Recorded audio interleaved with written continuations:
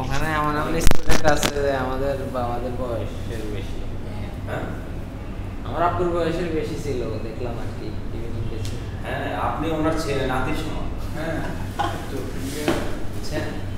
বিশেষ করে আমি ওই এমবিএ গার্ড দিয়েছিলাম, একবারই আমার হয়েছিল। এমবিএতে যারা করে দেখা গেছে যে চুল দাঁড়িয়ে সব পেকে গেছে একদম, মানে 55 বা 50 বয়স হবে। আর তাদের সামনে আপনি গার্ড দিয়ে এটা জিনিসটা খুব অপর। ওকে, একবারই পড়ছে, আমি আর চাই না। ওকে, আচ্ছা, তো আমরা বলতেছিলাম যেটা সেটা আমরা শুরু করতে, সেটা হচ্ছে ইলেকট্রিসিটি।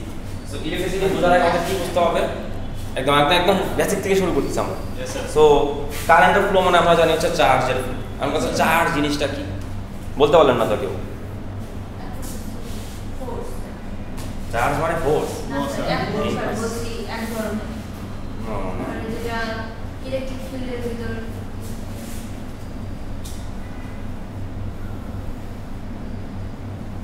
চার্জ হচ্ছে একটা প্রপার্টি, মানে একটা ম্যাটেরিয়ালের একটা প্রপার্টি হচ্ছে চার্জ। ঠিক আছে, যেমন ধরেন একটা উদাহরণ আমি স্লাইডে দেখেন, এই যে দেখেন এখানে একটা সোডিয়াম দেখতে পাচ্ছেন, এটা একটা সোডিয়ামের একটা টনিক। ওকে, আমরা জানি এখন এটা যদি আমরা জুম ইন করে দেখি, এই যে জুম ইন করে যদি দেখি তাহলে আমরা কি দেখবো, একটা অ্যাটমের ভিতরে কি আছে, এরকম একটা মাঝখানে একটা নিউক্লিয়াস আছে, তার চারপাশে কি আছে, ইলেকট্রন আছে, তাই না? সোডিয়ামের ইলেকট্রন কয়টা? 11টা, তাই না? তো আমরা যদি ওর কক্ষপথটা দেখি, যেমন এটা হচ্ছে একটা সোডিয়াম, প্রথম কক্ষপথে কয়টা ইলেকট্রন? এখানে একটা, এখানে একটা, তাই না? এরপরে কক্ষপথে কয়টা? 8টা। টোটাল কয়টা গেল? হ্যাঁ, আসেন। কি ঘুম ভাঙছে? স্যার এখনো ঘুমাইতেছিস না? এরপর থেকে লেট এন্ট্রিতে এখন অ্যাটেন্ডেন্স দিব না, আজকে অ্যাটেন্ডেন্সটাকে দিয়ে দেব। আর হবে না। এই বলুন তো,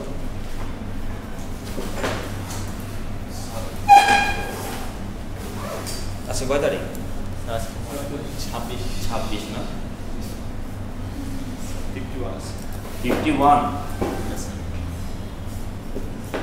51 রাসেল মিয়া না? আজকের পরে 30 আর 40 ইশরাক হোসেন না? 47 আর 32 আর 18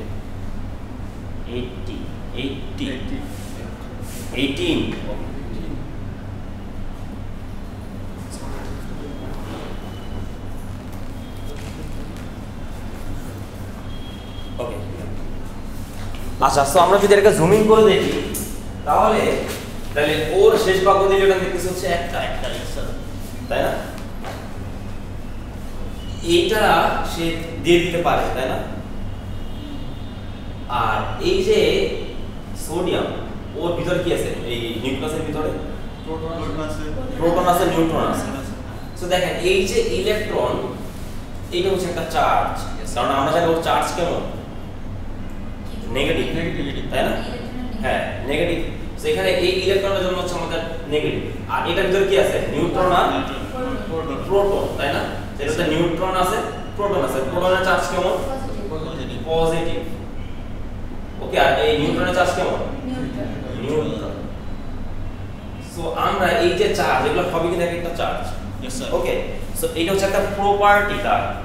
আমরা যে এটা আমরা সৃষ্টি শুরু থেকে এরকমই ছিল, বাট এরকম না যে এই 100 বছর আগে এটা উদ্ভব হয়েছে। আমরা জাস্ট দেখতে পাচ্ছি 100 বছর ধরে বা 200 বছর ধরে, কিন্তু এটা কিন্তু সৃষ্টি শুরু থেকে এইভাবেই ছিল। আমরা যা স্টাডি করে দেখতেছি যে এই সোডিয়ামের ভিতরে কি কি থাকে, ইলেকট্রন থাকে, প্রোটন থাকে, নিউট্রন থাকে। এই সবগুলো একটা প্রত্যেকটা আলাদা আলাদা প্রপার্টি আছে, অর্থাৎ তাদের একটা আলাদা নিজস্ব বৈশিষ্ট্য আছে। বোঝা গেল? তাহলে চার জিনিসটা হচ্ছে একটা কোন একটা পার্টিকেল মানে ম্যাটেরিয়াল বা কোন একটা পার্টিকেলের প্রপার্টি। ঠিক আছে, সো এইটা আমাদের এখানে দেখা আছে, এটা হচ্ছে একটা ফান্ডামেন্টাল ফিজিক্যাল প্রপার্টি। ওকে, সেটা কি করে, যখন ধরেন ইলেকট্রনের সাথে যদি একটা ইলেকট্রনকে আনা হয় সেই তাকে কি করে প্রিকশন করে বা রিপেল করে, তাই না? আর আবার যদি ইলেকট্রনের সাথে একটা প্রোটন টানা হয় তখন সে কি করে আকর্ষণ করে। সো এই যে প্রপার্টিতে আমরা তাহলে কি করে ওরা ফোর্সে অ্যাপ্লাই করে অন্য কোনো একটা কিছু, সো এটা হচ্ছে তার একটা প্রপার্টি। ওকে, সো এখানে দেখেন এই যে প্রোটন হচ্ছে একটা পজিটিভ নেগেটিভ, হ্যাঁ, আর একটা হচ্ছে নিউট্রন। আচ্ছা, আমার কথা হচ্ছে কোন একটা অবজেক্টকে বা কোন একটা ম্যাটেরিয়াল আমরা কিভাবে চার্জিত করতে পারি, কিভাবে চার্জিত করতে পারি? এটার জন্য আপনারা একদম ছোটবেলা থেকে অনেক টিয়া দেখছেন না, এই যে কোন একটা কাপড় দিয়ে যদি এই যে চুলের ভিতরে যদি আমরা এভাবে ঘষা হয়, আমরা যদি ছোট ছোট কাগজের টুকরা নিই, এটাকে আমরা ধরি তাহলে দেখে একটু লাফালাফি করে, দেখছেন এটা? দেখছেন না? আসলে আমার এখানে কি হলো? চার্জ আদান প্রদান হলো। কথা বোঝা গেল? কি হলো? চার্জ আদান প্রদান। সো মেইনলি হচ্ছে দুইটা ভাবে আমরা হচ্ছে কোনো একটা বস্তুকে চার্জ দিতে করতে পারি। ওকে, সো একটা হচ্ছে দেখেন আমরা কি বললাম, একটা ম্যাটেরিয়ালের সাথে আরেকটা ম্যাটেরিয়াল হচ্ছে ধরেন এই যে এইখানে দেখেন আমার একটা গ্লাস রড আছে। ওকে, আর এটা ধরেন একটা সিল্কের একটা কাপড়। সো এই যে গ্লাস রড আর এই সিল্ক কাপড়ের মধ্যে এই যে আমরা জানি ইলেকট্রনের প্রতি এক একটা ম্যাটেরিয়ালে এক এক ধরনের আসক্তি আছে, বুঝতে পারছেন?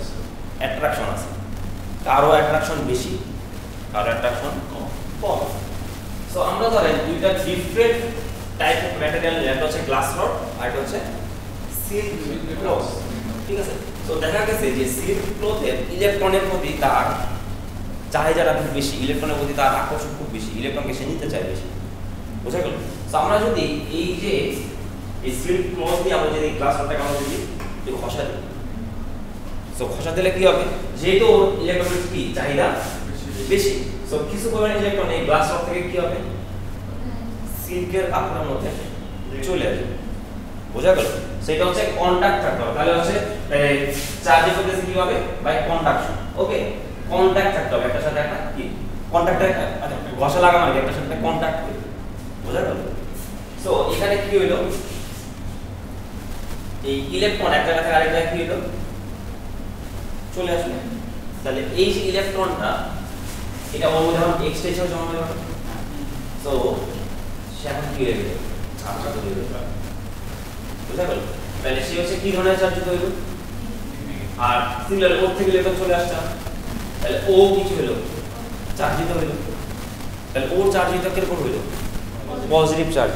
তার মানে এখন এইটাকে একটা বলতে বলেছে নেগেটিভ চার্জিত একটা বস্তু, তাহলে ওর কাছে যদি অন্য কোনো একটা ম্যাটেরিয়াল আনা হয় পজিটিভ চার্জিত, তাহলে সে কি করবে ওখানে ইলেকট্রন ওখানে আবার দিতে চাবে, কারণ ওর থেকে বেশি আছে, আবার ও আবার একটা পজিটিভ চার্জ আমাকে কাজ করবে।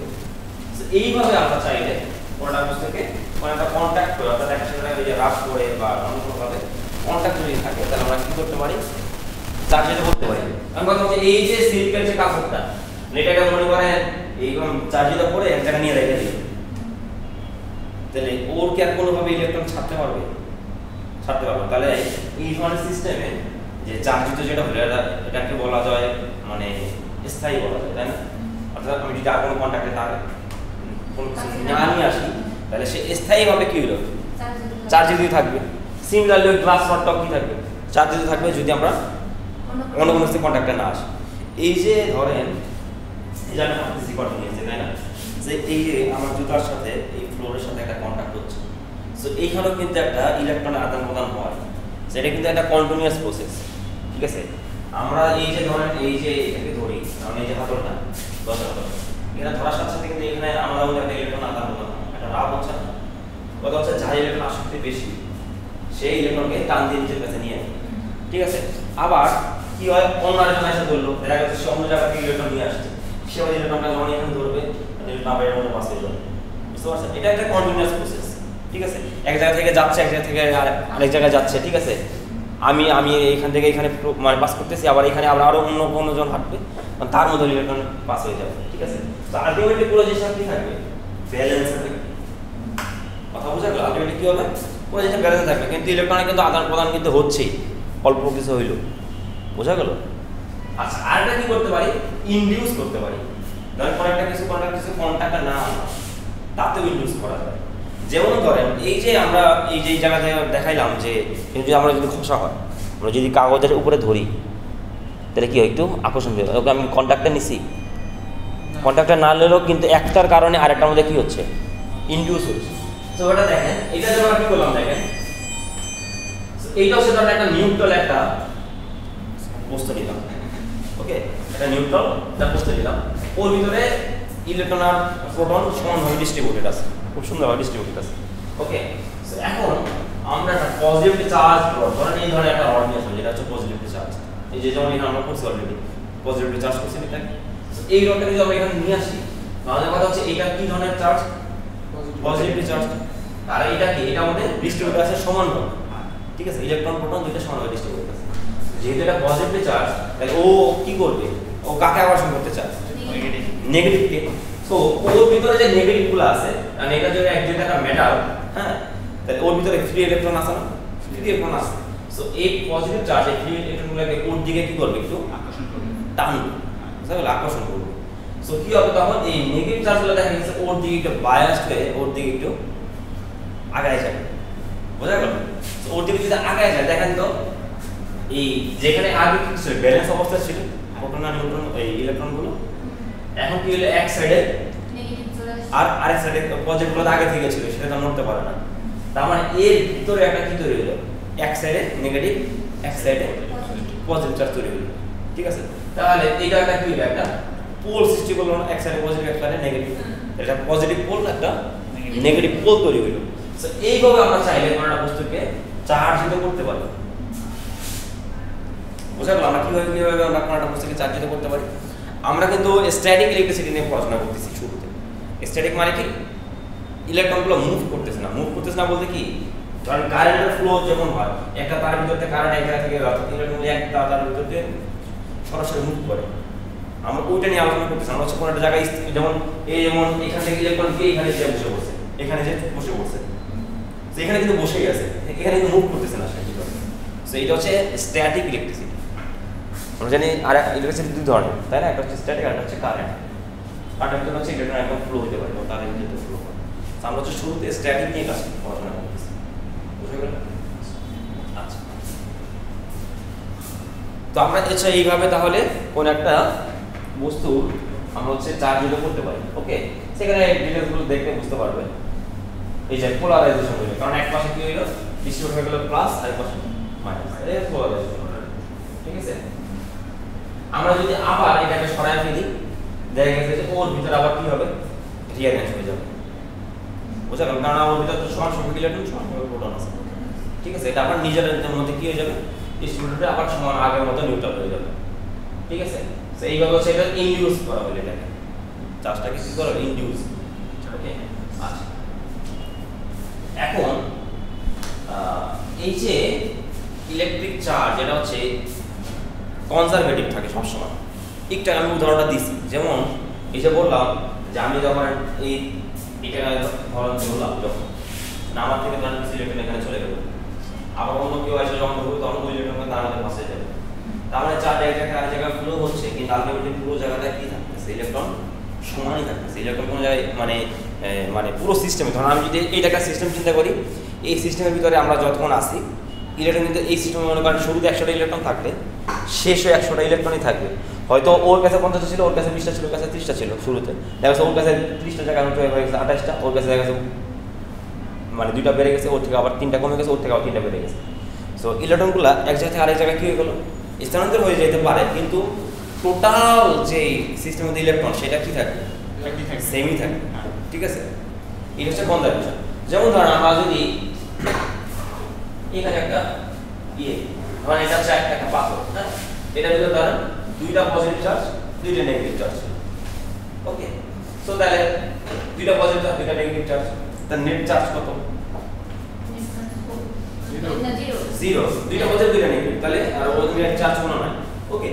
আর ধরেন এখানে একটা ক্লোজ দিলাম, ধরেন এটা আমাদের এই যে সিল্কের একটা ক্লোজ দিলাম, ধরেন ওর ভিতরে হচ্ছে 3টা পজিটিভ চার্জ ছিল 3টা নেগেটিভ, তাহলে ওর নেট চার্জ কত, 0। সো এরপর আমরা কি করলাম, একটার সাথে ওই যে রাব করলাম, ঠিক আছে, ওর সাথে ওকে রাবিং করলাম।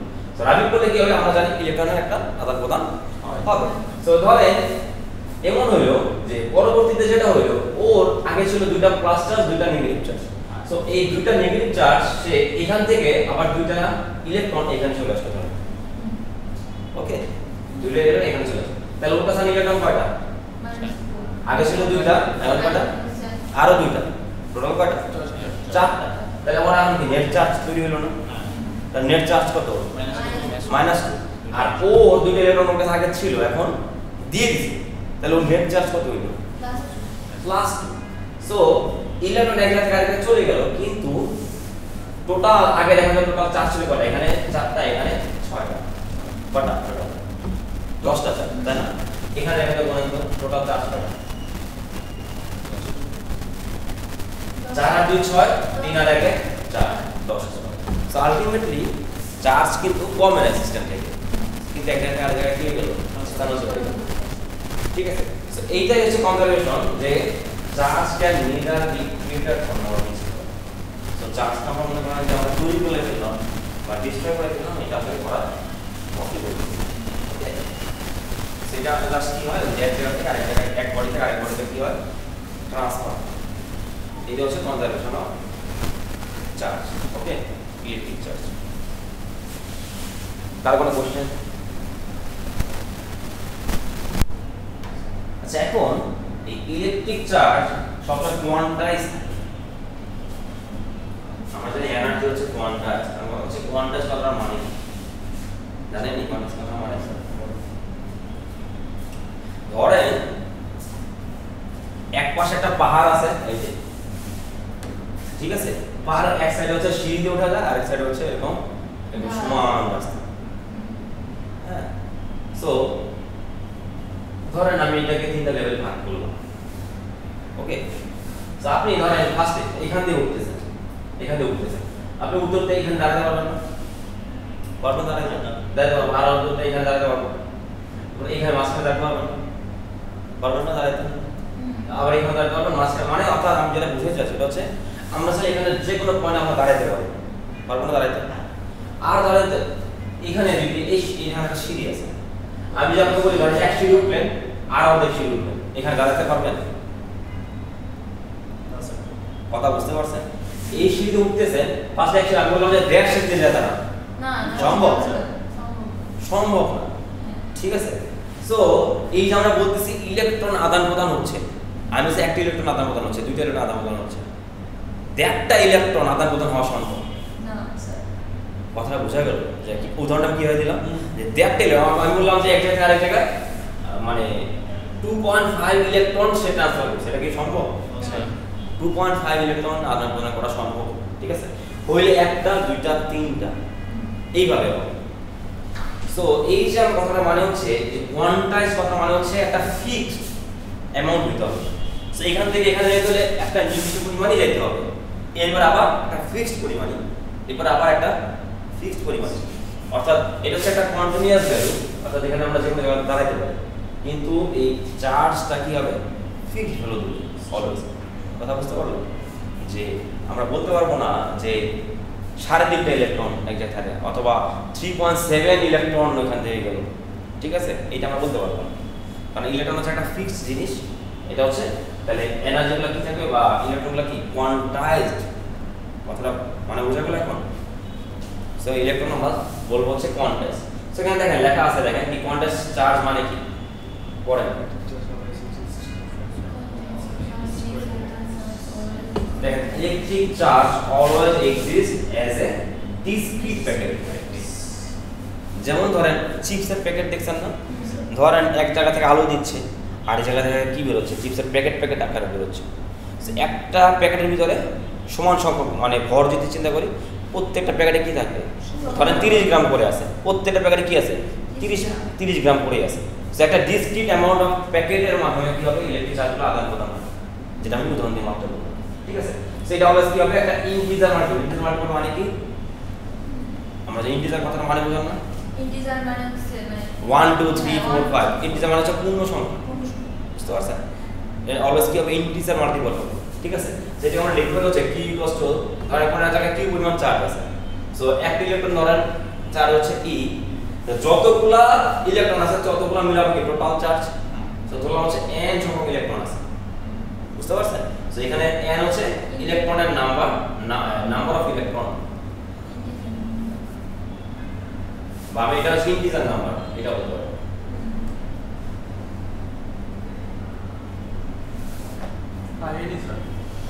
হ্যাঁ লিমিটের সময় আইএন ব্যবহার করা, লিমিটের সময় আইএন ব্যবহার করা, আইএন। জি ইন্টিজার শর্ট হিসাবে। ও আচ্ছা, আপনি তো বলতেছেন ইয়াতে ওই সি প্রোগ্রামিং কোড করছেন না ইন্টারমিডিয়েটে, ইন্টিজারকে লেখা হয় কি INT, এটা দেয়া বোঝাচ্ছে ইন্টিজার। ঠিক আছে, এই একই কথা। তো ইন্টিজার নাম্বার n হচ্ছে যে কোনো একটা ইন্টিজার নাম্বার, সেটা হতে পারে কি মাইনাস ইনফিনিটি থেকে প্লাস ইনফিনিটি পর্যন্ত যে কোনো কিছু হতে পারে, তাই তো? ওকে, সো ই হচ্ছে ইলেকট্রনের চার্জ। তাহলে কোন একটা জায়গায় কতগুলো চার্জ আছে, টোটাল চার্জ হবে কি কিউ, যতগুলো ইলেকট্রন আছে সেটার সংখ্যা হচ্ছে টোটাল চার্জ। বুঝা গেল?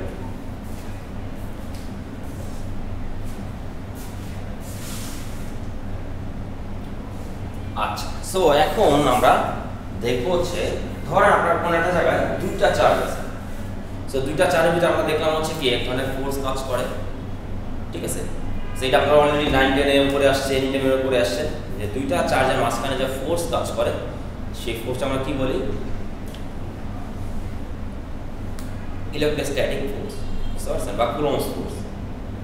সো এইটা আসলে আমরা একটু দেখি।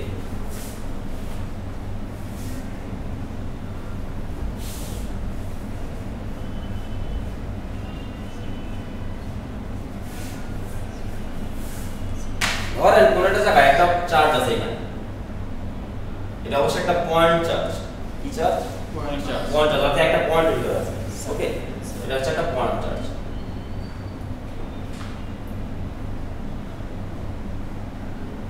সো এখানে ধরেন আরেকটা চার্জ আছে, এটা হচ্ছে ধরেন এটা একটা পয়েন্ট চার্জ।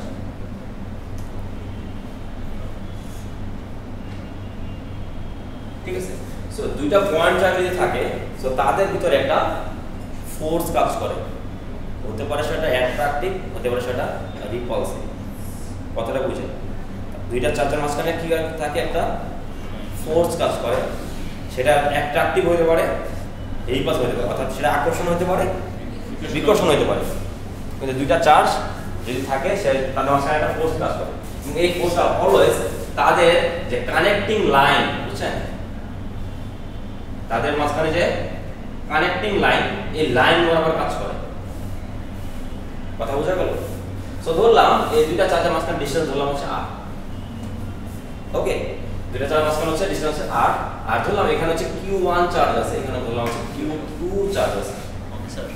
ওকে, সো কুলম্বসের ল বলছে যে দুইটা চার্জের মাঝখানে যে ফোর্স কাজ করবে সেটা হচ্ছে চার্জ দুইটার মাল্টিপ্লিকেশনের প্রপোর্শনাল। সো ফোর্সটা কার প্রপোর্শনাল? q1 এবং হচ্ছে q2 এর মাল্টিপ্লিকেশনের প্রপোর্শনাল। এরপরে সে বলছে যে এই ফোর্সটা তাদের মাঝখানে যে ডিসটেন্স আছে সেটা ইনভার্সলি স্কয়ারের ইনভার্সে প্রপোর্শনাল। ওকে, এই আর কি। তাহলে কুলম্বসটা কি বলছে? যে দুইটা চার্জের মাঝখানে যে অ্যাট্রাকটিভ বা রিপালসিভ ফোর্স সেটা তাদের চার্জ দুটার মাল্টিপ্লিকেশনের প্রপোর্শনাল, এবং হচ্ছে চার্জের মাঝখানে যে ডিসটেন্স সেই ডিসটেন্সের স্কয়ারের ইনভার্সে প্রপোর্শনাল। আমরা জানি দুটাকে কম্পেয়ার করলে আমরা একসাথে লিখতে পারি না এটাকে, যে এক প্রপোর্শনাল হচ্ছে কি q1 q2 by r square. So আমরা প্রপোর্শনাল সাইন হলে কি করতে হবে? একটা কনস্ট্যান্ট আনতে হবে, তাই না? সো ধরেন একটা কনস্ট্যান্ট নিয়ে আসলাম, সেটা হচ্ছে c, q1 q2 by r square. কত হচ্ছে c এর একটা ভ্যালু আছে, c মানে কত? 1 by epsilon. Okay, 1 by 4 pi epsilon. Okay, এখানে এপসিলনটার পরিচয় হচ্ছে পারমিটিভিটি।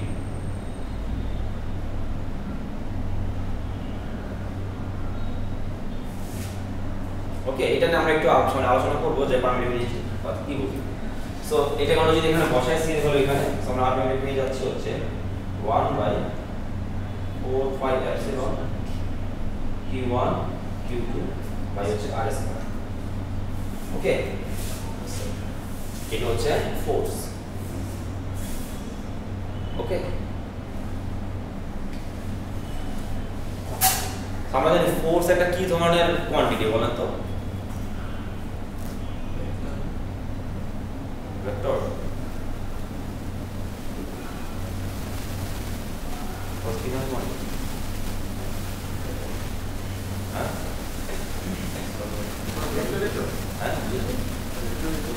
ভেক্টর না, ফোর্স তো হচ্ছে একটা কি ভেক্টর, তার মানে একটা কি থাকবে, ডিরেকশন থাকবে না, ডিরেকশন থাকবে। সো আমরা যদি এটা ভেক্টর ফর্মটা লিখি তাহলে এটা কি হবে, যে এটা ভেক্টর ফর্ম কার ফোর্সের, এটা কিন্তু পরীক্ষায় আসতে পারে। হ্যাঁ, ভেক্টর ফর্মটা ফর্ম, ভেক্টর ফর্ম কি হবে তাহলে? আমরা যে বলছি F এর উপর একটা ভেক্টর সাইন দিতে হবে, তাই না? So 1/4 pi epsilon q1 q2 by r square. So এখানে একটা r এর দিকে একটা ইউনিট ভেক্টর দিতে হবে। হ্যাঁ, কারণ এটা কোন দিক বরাবর কাজ করে বললাম, এটা কোন দিক বরাবর কাজ করে, r এর দিক বরাবর। সো r এর দিকে একটা ইউনিট ভেক্টর দিতে হবে না আমাদের সাথে, সেটা হচ্ছে ফোর্সের কি ভেক্টর, ভেক্টর ফরম্যাট। ওকে, বুঝা গেল?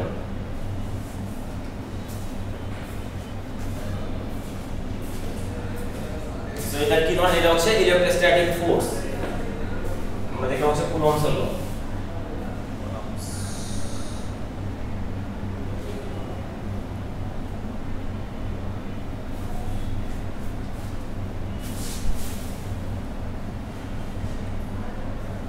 আর কোনো কোশ্চেন? এটা অলরেডি দেখে আসলাম আমরা। ওকে, সো কুলম্বস ল কিন্তু মেইনলি পয়েন্ট চার্জের জন্য কাজ করে, ঠিক আছে? এটা বিন্দু আর, ঠিক আছে?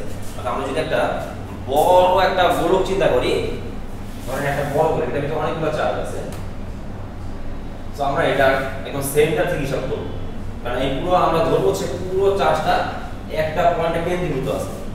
সো সেই ক্ষেত্রে আমরা এটাকে একটা পয়েন্ট চার্জ ধরে নিয়ে আমরা ক্যালকুলেট করতে পারবো। বুঝা গেল? আমরা যদি একটা বড় আধান থাকে, কারণ আমরা একটা বড় একটা আধান আছে, সেটাকে আমরা ধরবো সেটা কেন্দ্রে, সকল চার্জগুলো কেন্দ্রে কি আছে, কেন্দ্রীভূত অবস্থায় আছে। তো সেক্ষেত্রে একটা পয়েন্ট হিসেবে কাজ করবে, তখন আমরা এটাকে আমরা হচ্ছে কুলম্বস ল আমরা ফেলতে পারবো। তো ইউজুয়ালি আমরা পয়েন্ট এই কুলম্বস লটা কার জন্য কাজ করে? পয়েন্ট চার্জ, বুঝতে পারছেন?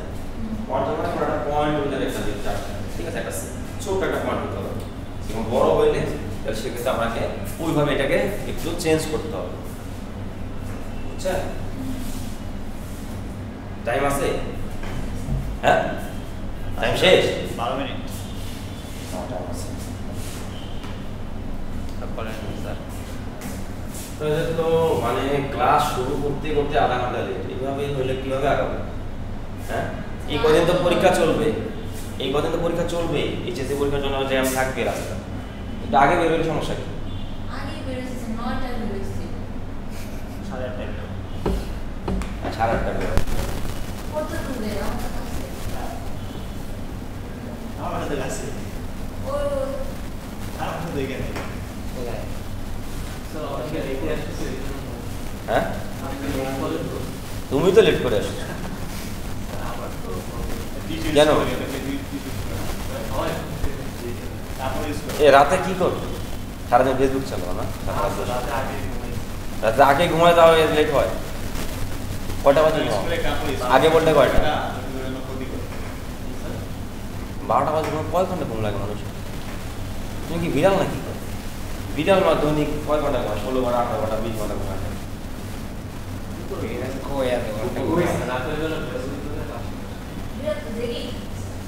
জেগে থাকে কি বলে, বিড়াল অলস সবচেয়ে, এটা ওর মতন অবস্থা, 16 ঘন্টা 18 ঘন্টা ঘুমায়। উঠছেন কখন? 12টা বাজে ঘুমায়?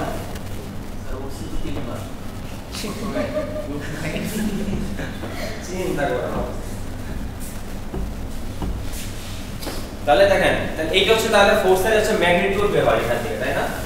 আর যদি আমরা ডিরেকশন বের করতে চাই তাহলে এইখান থেকে বের করতে হবে, কারণ আমরা জানি ফোর্স হচ্ছে একটা কি ধরনের কোয়ান্টিটি, ভেক্টর কোয়ান্টিটি, তার মানে তার কি থাকবে, একটা ম্যাগনিটিউড থাকবে, একটা ডিরেকশন থাকবে। তো ডিরেকশন পাবো হচ্ছে এখান থেকে, যে ভেক্টর ফর্মুলা ইউজ করি, আর এটা হচ্ছে আমরা এটা জাস্ট ভ্যালু পাবো এখান থেকে। यस सर আচ্ছা সেইগুলো আলাদা করে লিখতে পারবো না পরীক্ষার খাতায়? ওকে ভেরি কি अरे यही ছিল রাস্তা সেখানে ভ্যালু দেওয়া থাকলে কি আর ছোট আরো বের করতে হবে? দেখেন যদি এটাকে পয়েন্ট হিসেবে দেওয়া হয় কোঅর্ডিনেট সিস্টেমের মধ্যে কোনো একটা পয়েন্ট হিসেবে ওকে এটা তো যদি স্লাইড অ্যাড করে নাই এটা তো সেই সাধারণ প্রমাণ হলো স্যার। হ্যাঁ ভ্যালু যখন থাকবে ম্যাথ হ্যাঁ ভ্যালু যখন থাকবে তখন বলবে ধরেন Q1 বলে দিল ধরেন এত কুলম চার্জ হ্যাঁ यस सर Q2 বলে দিল এত কুলম চার্জ আর মাঝখানে ডিসটেন্স হচ্ছে এত মিটার সেখানে ফোর্স কত হবে তখন তো স্যার বলতে দিলে সে ভ্যালু হবে স্যার তখন ভ্যালু পাবো এখন কথা হচ্ছে ডিরেকশন যদি বের করতে বলে তাহলে এটা কি আর করবে ক্যালকুলেশনটা দেখ তো একক ভেক্টরে কি আছে না বড় আছে না হ্যাঁ তো ধরেন Q1 Q1 এর পজিশন দিয়ে দিল কারণ Q1 এর পজিশন বলে দিল ধরেন 1, 2, -1 -2 এটা হচ্ছে পজিশন यस सर ওকে আর Q এর পজিশন দিল ধরেন হচ্ছে 2, 1, 3 ওকে এটা হচ্ছে Q2 এর পজিশন ওকে সো দাদা মাঝখানে ডিসটেন্স বের করতে পারবেন না পারেন এটা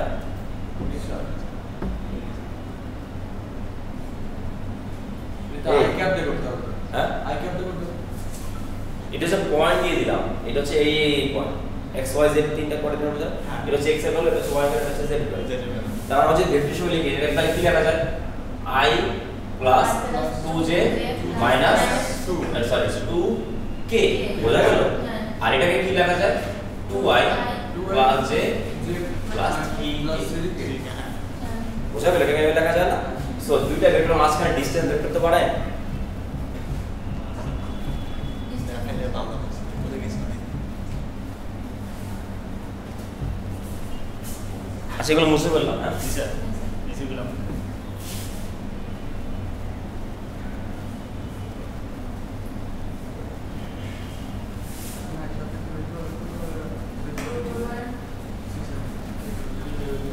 দেখেন আগে বুঝেন জিনিসটা ধরেন এটা একটা কোঅর্ডিনেট সিস্টেম হ্যাঁ এখানে একটা পয়েন্ট আছে এখানে আরেকটা পয়েন্ট আছে জি স্যার ওকে সো এই পয়েন্টে ধরেন এটা দেওয়া আছে ধরেন 1, 2, -2 এটা দেওয়া আছে আরেকটা পয়েন্ট দেওয়া আছে হচ্ছে 2, 1, 3 ওকে এটা দেওয়া আছে আমি বের করতে চাচ্ছি এই দুইটা মাঝখানে ডিসটেন্স তাই না স্যার আমাদের কি করতে হবে তাহলে ধরেন আমি যদি এইটা ধরেন একটা ভেক্টর থিওরি রিপ্রেজেন্ট করি তাহলে এইটা আমাদের এইটা তাই না জি স্যার এটা যে আমরা আরেকটা ভেক্টর থিওরি রিপ্রেজেন্ট করি তাহলে এটা হচ্ছে আমাদের এইটা বুঝতে পারছেন সো এটা দিলাম হচ্ছে r1 এটা দিলাম হচ্ছে r2 তাহলে এই দুটো মাঝখানে ডিসটেন্স হচ্ছে দিলাম হচ্ছে ওকে এটা হচ্ছে আমাদের r1 এটা হচ্ছে আমাদের r2 ওকে সো এখান থেকে আমরা যদি ভেক্টর আমরা এখান থেকে এইটা থেকে এটা ডিসটেন্স এখান থেকে এখানে তাহলে এই দিকে সাইডটা দিলাম তো আমি ভেক্টর দিয়ে লিখতে পারি না তাহলে r2 ইকুয়াল টু আসলে কি r1 প্লাস r লেখা যায় ইয়েস স্যার আমি ভেক্টর দিচ্ছি কাকে r তো আমি লিখতে পারি এখান থেকে r ইকুয়াল টু তাহলে কি হবে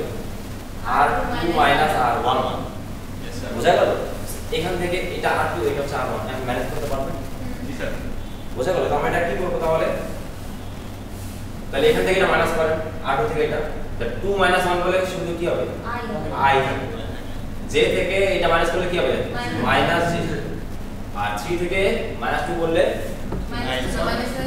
প্লাস তাহলে কি হবে তাহলে হচ্ছে 5 বুঝতে পারছেন তাহলে এই হচ্ছে আমাদের r ইয়েস স্যার ওকে এবার হচ্ছে r এর ভ্যালু লাগবে না এখানে ভ্যালু কিভাবে বের করি আমরা রুট ওভার করে দিলে তাহলে জাস্ট করব 1 প্লাস মাইনাস 1 এর স্কয়ার প্লাস হচ্ছে 5 এর স্কয়ার এটা রুট করা এটা হচ্ছে r এর মডুলাস ভ্যালু ইয়েস স্যার আর আমাদের কি লাগবে r ক্যাপ বের করা লাগবে আমরা জানি কি r কে কিভাবে বের করে এটা ইকুয়াল টু r ক্যাপ কষ্ট হচ্ছে r ভেক্টর কে r এর ভ্যালু দিয়ে ডিভাইড করতে হয় তাই না r এটা হচ্ছে ভেক্টর এই যে এটা জি স্যার টোটাল এটাকে তার ভ্যালু দিয়ে কি করতে হবে ডিভাইড করতে হবে সো এই হচ্ছে r এটাকে দিয়ে ভাগ করতে পারবেন না ইয়েস স্যার তাহলে r ক্যাপ পেয়ে গেছেন ওকে সো এইভাবে আমাদের বের করতে হবে জি স্যার কে বুঝেন না বলেন বুঝেছি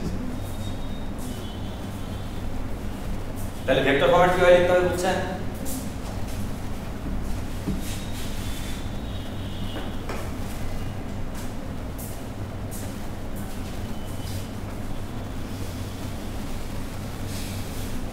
তাহলে এখান থেকে যদি ধরেন কোশ্চেন করা হয় এবং দুটো পয়েন্ট দিয়ে এই পয়েন্টে এত চার্জ আছে এই পয়েন্টে এত চার্জ আছে, হ্যাঁ, তো সেই ক্ষেত্রে এই কুলম্বস ল অ্যাপ্লাই করে ইলেকট্রিক ফোর্স বের করতে পারবেন না। স্যার আপনি এটাই দিয়েন স্যার।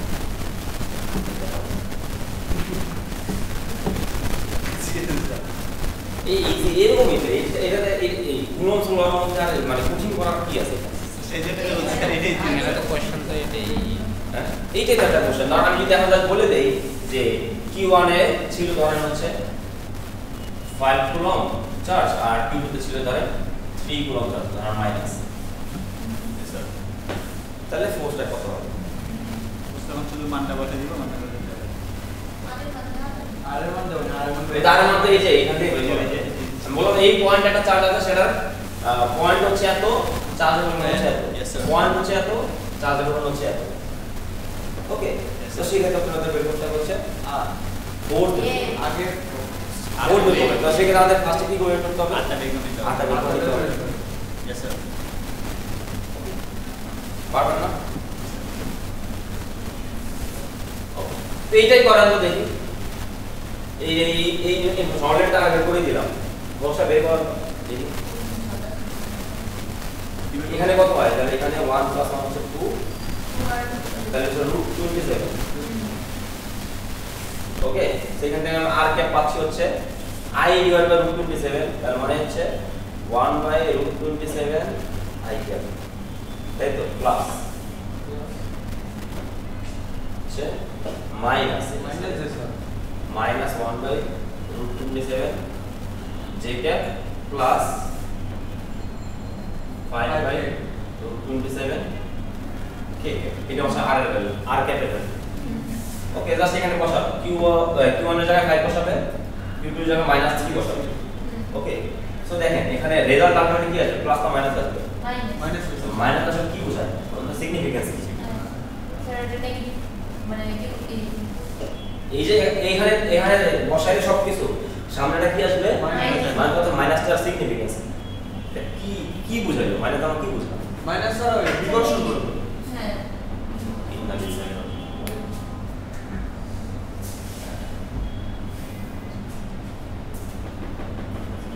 এই একটা প্লাস চার্জ একটা মাইনাস চার্জ, এটা মাঝখানে কি ধরনের ফোর্স হবে? দেখি অ্যাট্রাকশন নাকি রিপালশন? Attraction. অ্যাট্রাকশন। এই মাইনাস দ্বারা বোঝায় হচ্ছে ফোর্সটা হচ্ছে অ্যাট্রাকশন। Yes, sir. বোঝা গেল? এই মাইনাস দ্বারা কি বোঝায়, এটার সিগনিফিকেন্স কি? এটা দ্বারা কি বুঝলাম? এই দুটো মাঝখানে কি ধরনের force? Attractive force. Yes, sir. আপনাকে যদি জিজ্ঞেস করা হয় কোশ্চেনের ভিতরে যে টাইপ কি ফোর্সের, টাইপটা কি, তাহলে কি হবে? এটা অ্যাট্রাকটিভ ফোর্স। Yes, বোঝা sir. গেল? জি, sir. হ্যাঁ, আর যদি প্লাস আসে তার মানে এটা কি ধরনের ফোর্স? Repel. রিপালসিভ। যেমন দুইটা যদি নেগেটিভ হইতো তাহলে রেজাল্টটা কি আসতো? এখানে প্লাস না মাইনাস? Plus এর দিকে, sir. প্লাস আসে, তার মানে প্লাস মানে কি এটা রিপালসিভ। আর নেগেটিভ মানে কি? এটা হচ্ছে Attracted.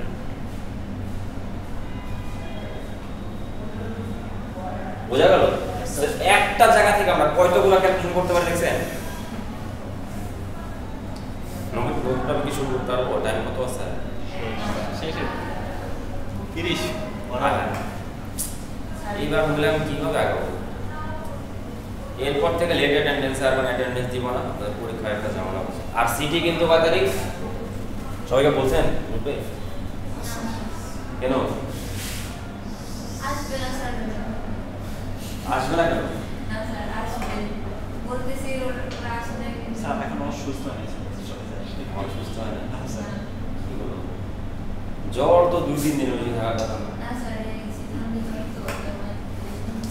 স্যার এখন আবার একটু রিস্কের করোনা বাড়ছে। একটু পরে নিলে হয়। হাই রে ভন্ডামি, করোনা বাড়তেছে না। জি স্যার, গত ঈদে 24 মারা গেছে। রাজনীতি বলবো, রাজনীতি বলবো।